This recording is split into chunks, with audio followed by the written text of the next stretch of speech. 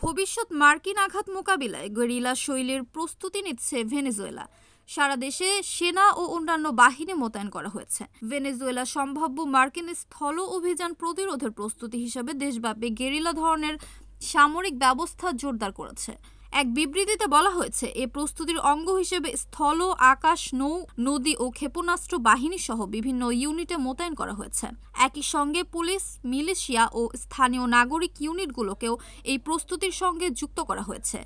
মার্কিন president Donald Trump কিছুদিন আগে ভেনেজুয়েলায় স্থল অভিযান চালানোর সম্ভাবনার কথা বলেছেন এবং অঞ্চলের মাদক বিরোধী অভিযানের পরবর্তী ধাপ স্থলপথে হতে পারে বলে ইঙ্গিত দিয়েছিলেন।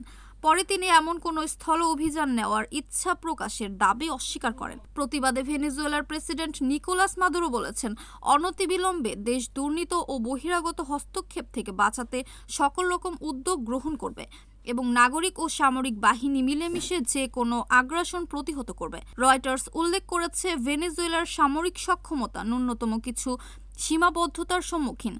কাটাতারি বেতন, প্রশিক্ষণের অভাব ও প্রযুক্তিগত সরঞ্জামের ঘাটতি আছে। এসব কারণে কর্তৃপক্ষ গেরিলা ভিত্তিক প্রতিরক্ষা কৌশলকে গুরুত্ব দিচ্ছে, যাতে সীমিত সামরিক সক্ষমতার মধ্যেই অধিকতর নমনীয়তা ও আত্মরক্ষার ব্যবস্থা করা যায়। NAN TV news desk.